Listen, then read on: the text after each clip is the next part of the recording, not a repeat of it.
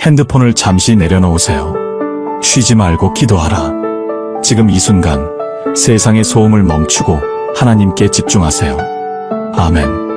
이 말의 뜻이 무엇인지 아십니까? 진실로 그렇게 되기를 원합니다라는 뜻입니다. 구독을 누르시면 매일 기도의 능력을 경험하게 됩니다. 좋아요를 누르시면 이 기도의 은혜가 더 많은 영혼에게 전해집니다. 자, 이제 온전히 말씀에 집중해 주세요. 솔직히 고백하겠습니다. 저도 목사인데 기도가 막힐 때가 있습니다. 무릎 꿇고 앉았는데 아무 말도 나오지 않는 그 침묵의 시간이 있었습니다. 하나님께 무슨 말을 드려야 할지, 어떻게 시작해야 할지 막막했던 그 새벽들이 정말 많았습니다. 여러분도 그런 경험 있으시죠? 기도하려고 무릎 꿇었는데 입이 떨어지지 않을 때가 있습니다. 주님, 그 한마디 후에 침묵만 흐를 때가 있습니다.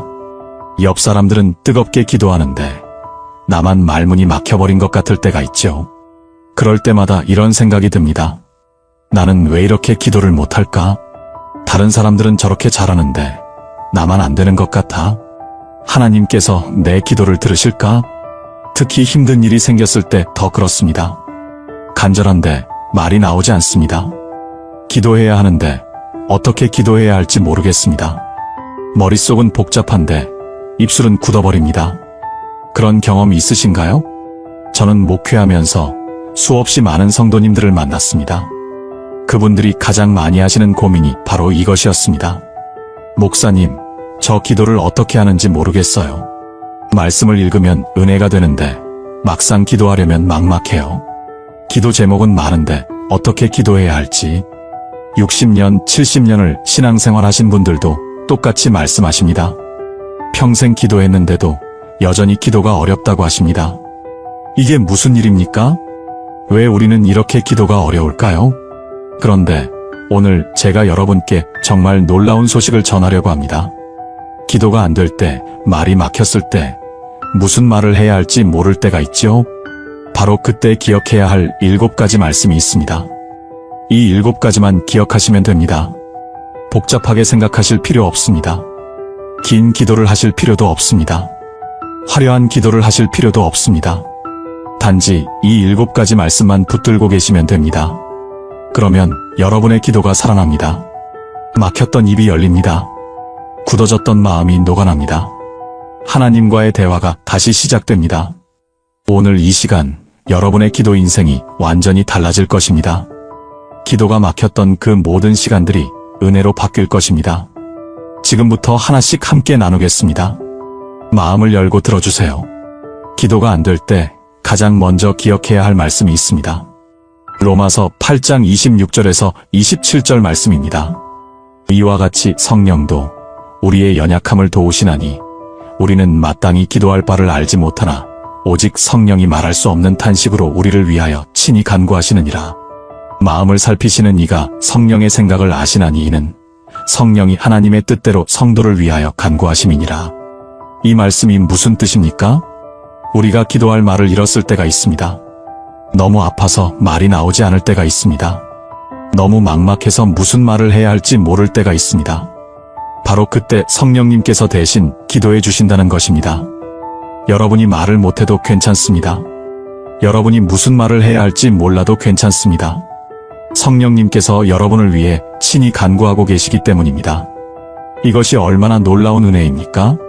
사도 바울이 이 말씀을 쓸 때 로마에 있는 성도들을 생각했습니다. 그들은 극심한 박해 가운데 있었습니다. 너무 고통스러워서 기도할 말을 잃어버린 사람들이었습니다. 무릎 꿇고 앉아도 눈물만 흐르는 성도들이었습니다. 그런 그들에게 바울은 이렇게 말합니다. 괜찮습니다. 여러분이 말을 못해도 성령님이 대신 기도하십니다. 이것이 우리에게 주시는 위로입니다. 여러분, 기도가 안 된다고 자책하지 마세요. 무슨 말을 해야 할지 모른다고 좌절하지 마세요. 그 침묵 가운데 성령님이 일하고 계십니다. 그 말문이 막힌 그 자리에서 성령님이 간구하고 계십니다. 제가 아는 한 집사님이 계십니다. 남편이 갑자기 쓰러져서 중환자실에 계셨습니다. 그분은 병원 복도에서 무릎 꿇고 기도하려고 했습니다. 그런데 입이 떨어지지 않았습니다. 주님, 그 한마디만 계속 반복했습니다. 아무 말도 나오지 않았습니다. 그냥 눈물만 흘렀습니다. 그런데 놀라운 일이 일어났습니다. 그 침묵의 기도 후에 남편이 깨어났습니다. 의사들도 놀랄 만큼 빠르게 회복되었습니다. 나중에 그 집사님이 제게 말씀하셨습니다. 목사님, 저는 아무 기도도 못했어요. 그냥 주님하고 울기만 했어요. 제가 말씀드렸습니다. 집사님, 그게 바로 기도입니다. 성령님이 집사님을 위해 간구하셨습니다. 여러분도 마찬가지입니다. 말이 막혔을 때 그냥 주님만 불러도 됩니다. 눈물만 흘려도 됩니다. 탄식만 해도 됩니다. 성령님이 그것을 받아서 하나님 앞에 완전한 기도로 드려주십니다. 이것이 첫 번째로 기억해야 할 말씀입니다. 기도가 안 될 때 성령님이 대신 간구하신다는 이 진리를 붙드세요. 그러면 여러분의 침묵도 기도가 됩니다. 여러분의 탄식도 하나님께 상달됩니다. 기도가 막혔을 때 두 번째로 기억할 말씀이 있습니다. 마태복음 6장 9절에서 13절입니다. 예수님께서 직접 가르쳐 주신 기도, 주기도문입니다. 그러므로 너희는 이렇게 기도하라. 하늘에 계신 우리 아버지여, 이름이 거룩히 여김을 받으시오며 나라가 임하시오며 뜻이 하늘에서 이루어진 것 같이 땅에서도 이루어지이다. 오늘 우리에게 일용할 양식을 주시옵고 우리가 우리에게 죄 지은 자를 사하여 준 것 같이 우리 죄를 사하여 주시옵고 우리를 시험에 들게 하지 마시옵고 다만 악에서 구하시옵소서. 이 기도를 외우지 못하는 분은 안 계실 것입니다.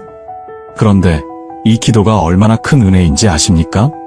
예수님께서 제자들에게 기도를 가르쳐달라고 요청받으셨을 때 주신 기도입니다.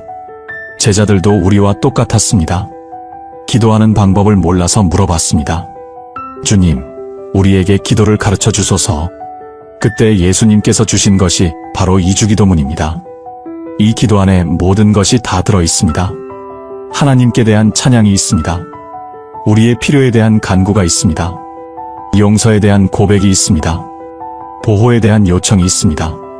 여러분이 무슨 기도를 해야 할지 모를 때 이 기도를 하세요. 이것만으로도 충분합니다. 예수님께서 친히 가르쳐 주신 완벽한 기도이기 때문입니다. 초대교회 성도들은 이 기도를 하루에 3번씩 했습니다. 아침에, 점심에, 저녁에 이 기도를 반복했습니다. 왜 그랬을까요? 이 기도 안에 그들이 필요한 모든 것이 담겨 있었기 때문입니다. 여러분도 마찬가지입니다. 기도 제목이 복잡할 때가 있습니다. 이것도 기도해야 하고 저것도 기도해야 하는데 어디서부터 시작해야 할지 모를 때가 있습니다. 그럴 때 주기도문을 천천히 한 문장씩 기도해 보세요. 하늘에 계신 우리 아버지라고 부를 때 하나님이 나의 아버지이심을 고백하게 됩니다. 이름이 거룩히 여김을 받으시오며라고 할 때 하나님을 높이게 됩니다. 나라가 임하시오며라고 할 때 하나님의 통치를 구하게 됩니다. 일용할 양식을 주시옵고라고 할 때 오늘 하루의 필요를 아뢰게 됩니다. 우리 죄를 사하여 주시옵고라고 할 때 회개하게 됩니다. 시험에 들게 하지 마시옵고라고 할 때 보호를 간구하게 됩니다. 이 한 기도 안에 모든 것이 다 있습니다. 한 권사님이 계셨습니다. 평생 교회를 다니셨는데 기도가 너무 어려웠다고 하셨습니다. 다른 사람들처럼 긴 기도를 못하니까 늘 부담스러웠다고 합니다. 그런데 어느 날 새벽 기도회에서 목사님이 이렇게 말씀하셨답니다. 주기도문만 제대로 해도 충분합니다. 그날부터 그 권사님은 주기도문을 천천히 한 문장씩 묵상하며 기도하기 시작했습니다. 그랬더니 기도가 살아났습니다. 주기도문 한 문장 한 문장이 그분의 삶과 연결되었습니다.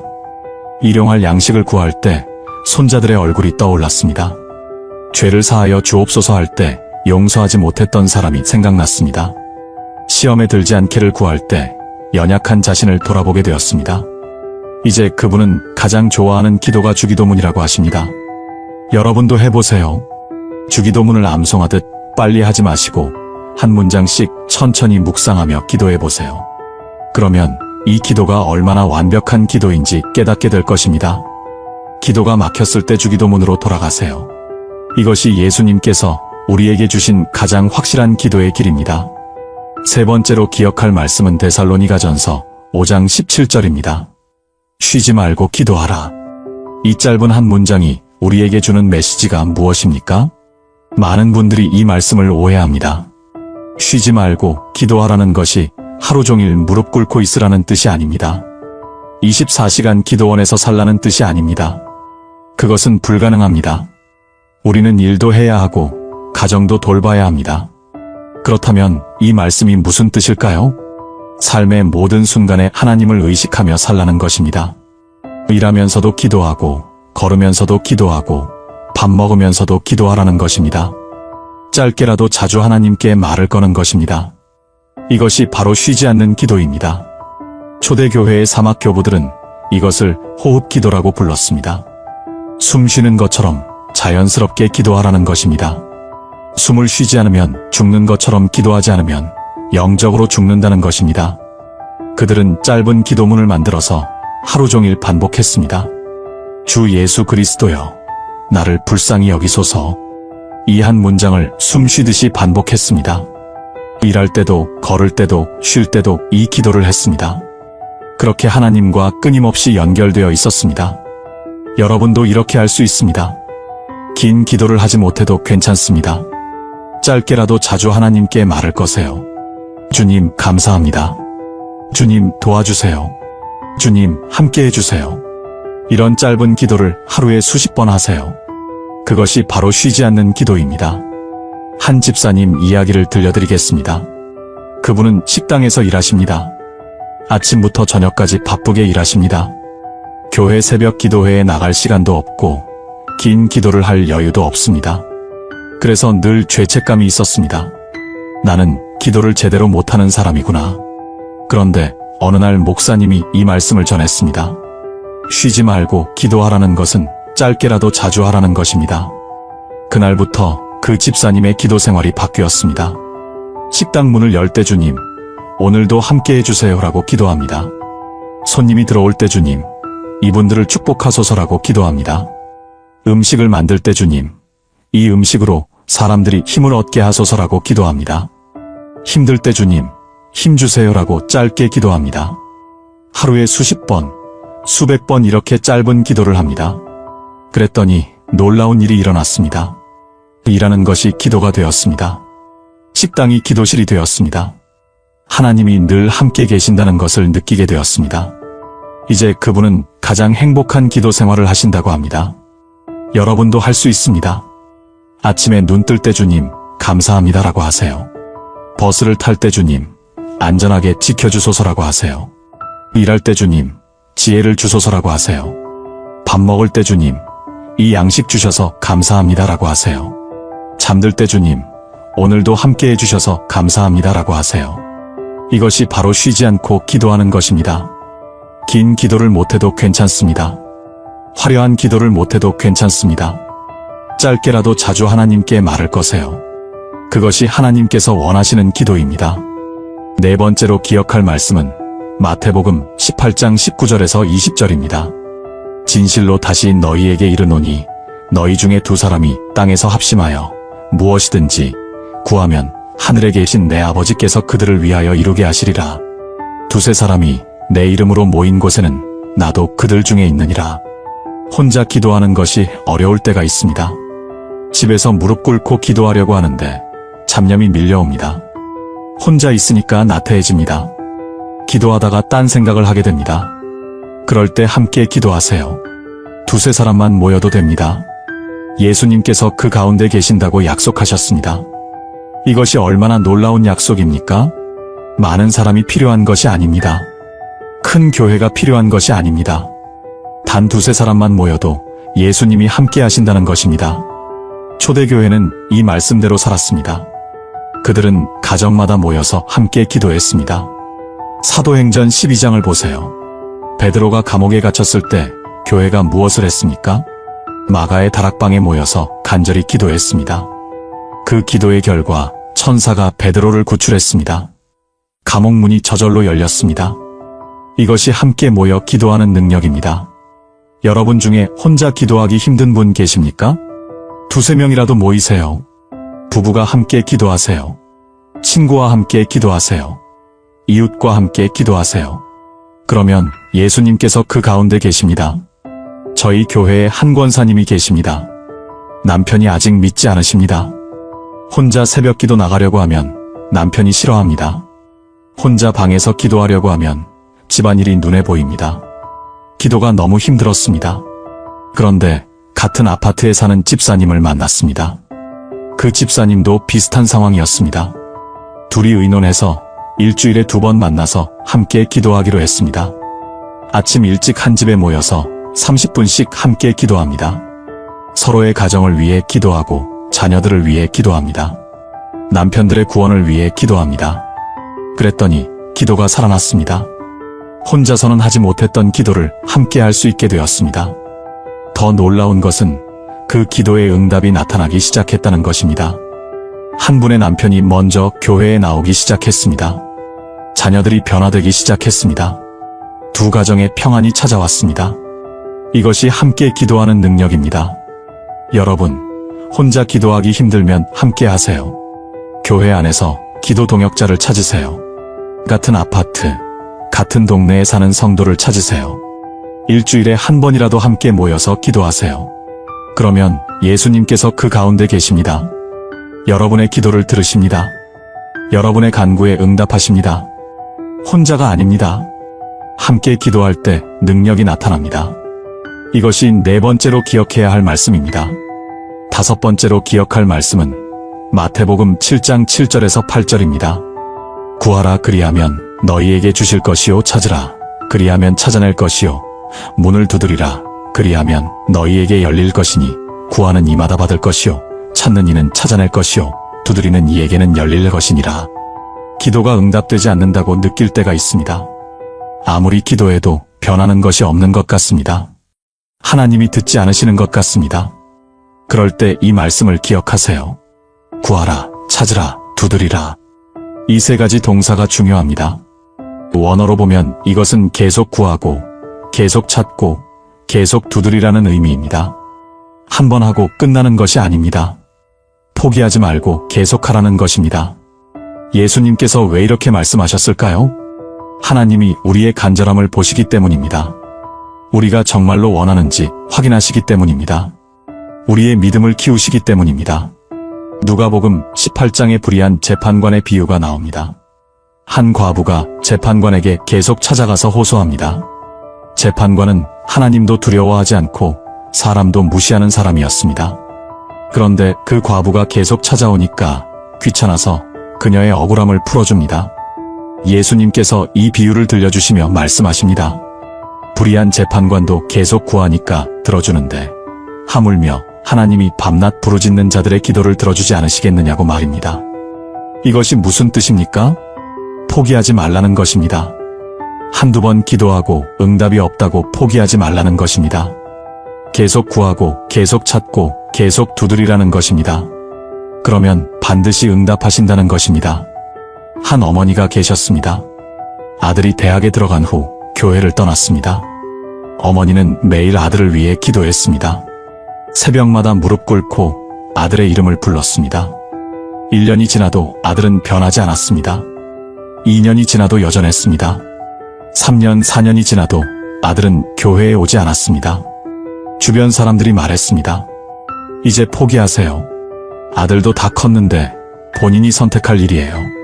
그런데 그 어머니는 포기하지 않았습니다. 매일 아침 아들을 위해 기도했습니다. 5년째, 6년째, 7년째가 되었습니다. 그리고 8년이 되던 어느 날 아들이 집에 왔습니다. 무릎을 꿇고 어머니 앞에서 울었습니다. 어머니, 교회 가고 싶어요. 제가 잘못 살았어요. 8년 동안 어머니가 흘린 기도의 눈물이 응답된 것입니다. 지금 그 아들은 교회에서 청년부 리더로 섬기고 있습니다. 어머니의 끈질긴 기도가 아들을 살렸습니다. 여러분, 기도가 응답되지 않는다고 포기하지 마세요. 하나님의 타이밍이 있습니다. 우리가 이해하지 못하는 하나님의 계획이 있습니다. 계속 구하세요. 계속 찾으세요.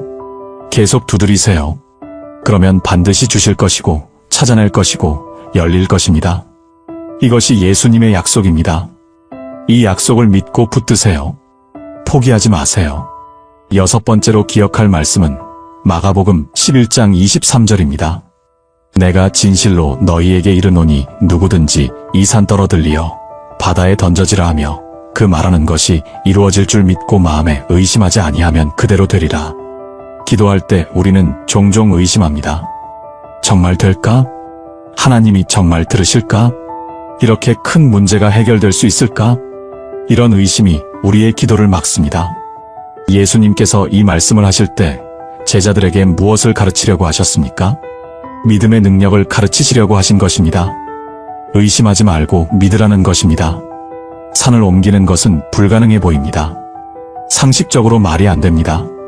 그런데 예수님은 그것도 가능하다고 말씀하십니다. 단 한 가지 조건이 있습니다. 믿고 의심하지 않는 것입니다. 여러분 앞에 산같이 큰 문제가 있습니까? 도저히 해결될 것 같지 않은 문제가 있습니까? 그 산을 향해 명하세요. 들리어 바다에 던져지라. 그리고 의심하지 마세요. 하나님께서 하실 것을 믿으세요. 마태복음 21장을 보면 예수님께서 무화과나무를 저주하시는 장면이 나옵니다. 예수님이 무화과나무에게 이제부터 영원토록 내게서 열매가 맺지 못하리라고 말씀하시자 그 나무가 곧 말랐습니다.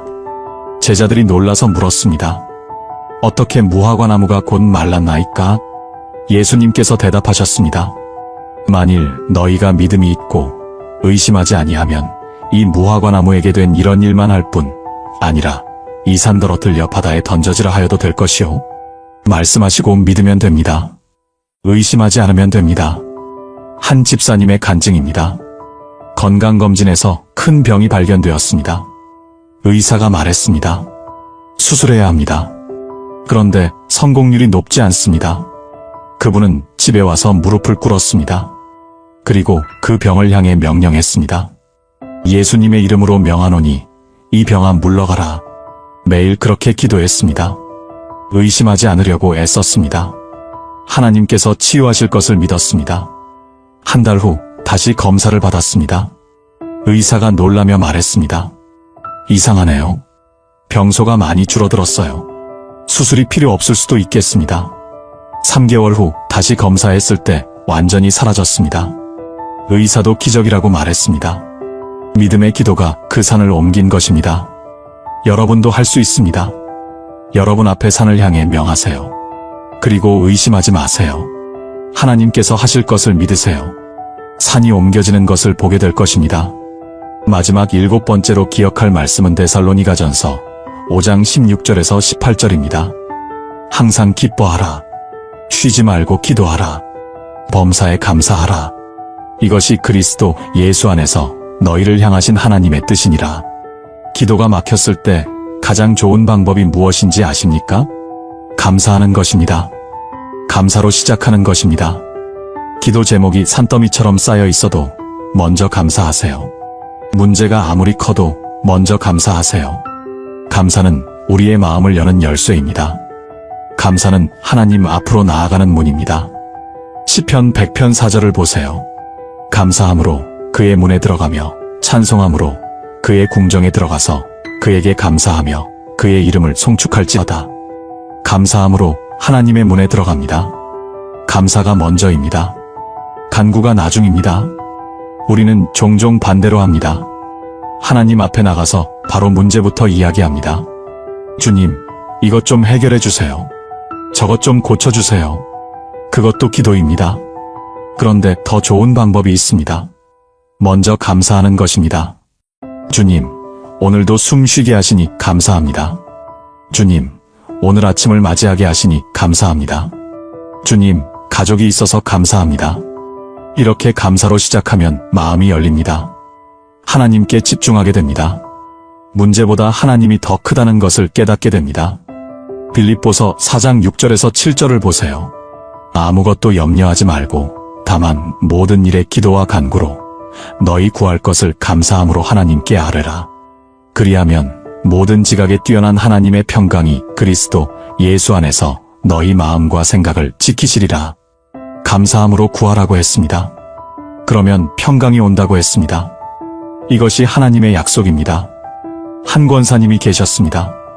큰 경제적 어려움을 겪고 계셨습니다. 빚이 많아서 매일 독촉 전화가 왔습니다. 기도하려고 하는데 염려만 가득했습니다. 무릎을 꿇으면 눈물만 나왔습니다. 어느 날 새벽 기도회에서 목사님이 이렇게 말씀하셨습니다. 감사로 시작하세요. 문제를 먼저 보지 말고 하나님을 먼저 보세요. 그날부터 그 권사님은 감사 기도를 시작했습니다. 주님, 아직 건강하니 감사합니다. 주님, 일할 수 있는 힘이 있어서 감사합니다. 주님, 가족이 함께 있어서 감사합니다. 주님, 오늘도 하루를 시작할 수 있어서 감사합니다. 처음에는 억지로 하는 것 같았습니다. 그런데 계속하니까 마음이 바뀌기 시작했습니다. 감사할 것이 정말로 많다는 것을 깨달았습니다. 문제보다 은혜가 더 크다는 것을 알게 되었습니다. 그리고 놀라운 일이 일어났습니다. 기도가 살아났습니다. 감사로 시작하니 간구도 자연스럽게 나왔습니다. 주님, 이 빈 문제를 해결해 주세요라고 기도할 때 평안이 왔습니다. 하나님께서 하실 것이라는 확신이 생겼습니다. 몇 달 후 뜻밖의 길이 열렸습니다. 새로운 일자리가 생겼고 조금씩 빚을 갚아나갈 수 있게 되었습니다. 지금은 거의 다 갚았고 안정을 되찾았습니다. 그분이 말씀하십니다. 감사 기도가 저를 살렸습니다. 여러분도 해보세요. 기도가 막혔을 때 감사로 시작하세요. 작은 것이라도 감사할 것을 찾으세요. 주님, 오늘 아침 눈을 떴습니다. 감사합니다. 주님, 손과 발을 움직일 수 있습니다. 감사합니다. 주님, 먹을 것이 있습니다. 감사합니다. 이렇게 감사로 시작하면 기도가 살아납니다. 마음이 열립니다. 하나님께 집중하게 됩니다. 이것이 마지막 7번째로 기억할 말씀입니다. 사랑하는 여러분, 지금까지 기도가 안 될 때 기억해야 할 7가지 말씀을 함께 나누었습니다. 하나씩 다시 정리해 보겠습니다. 첫째, 성령님이 대신 간구하십니다. 여러분이 말을 못해도 괜찮습니다. 성령님이 여러분을 위해 탄식으로 기도하십니다. 둘째, 주기도문을 기억하세요. 예수님께서 직접 가르쳐 주신 완벽한 기도입니다. 이것만 해도 충분합니다. 셋째, 쉬지 말고 기도하세요. 긴 기도가 아니라 짧게라도 자주 하나님께 말을 거세요. 넷째, 두세 사람이 모여 함께 기도하세요. 혼자 어려우면 함께 하세요. 예수님께서 그 가운데 계십니다. 다섯째, 구하고 찾고 두드리세요. 포기하지 마세요. 계속 구하면 반드시 응답하십니다. 여섯째, 믿음으로 산을 명하세요. 의심하지 말고 믿으세요. 불가능해 보이는 것도 하나님께는 가능합니다. 일곱째, 감사로 시작하세요. 감사는 기도의 문을 여는 열쇠입니다. 이 7가지만 기억하세요. 복잡하게 생각하지 마세요. 여러분의 기도가 살아날 것입니다. 막혔던 입이 열릴 것입니다. 하나님과의 대화가 다시 시작될 것입니다. 오늘 이 말씀이 여러분의 마음에 새겨지기를 바랍니다. 기도가 막혔을 때마다 이 7가지를 떠올리시기 바랍니다. 그러면 여러분은 결코 기도에서 낙심하지 않을 것입니다. 항상 하나님 앞에 나아갈 수 있을 것입니다. 여러분도 기도가 안 될 때 이 7가지 말씀을 붙드는 분이라면 댓글에 아멘이라고 남겨주세요. 이 말씀이 마음에 닿았다면 좋아요를 눌러주시고 더 많은 분들이 은혜 받을 수 있도록 공유 부탁드립니다. 구독하시면 매일 이런 귀한 말씀으로 여러분의 신앙이 세워질 것입니다. 하나님의 은혜가 여러분과 여러분의 가정 위에 늘 함께 하시기를 축복합니다. 기도하는 삶이 회복되시기를 축복합니다. 하나님과의 깊은 교제가 날마다 여러분의 것이 되시기를 축복합니다. 주님의 이름으로 축복합니다. 아멘.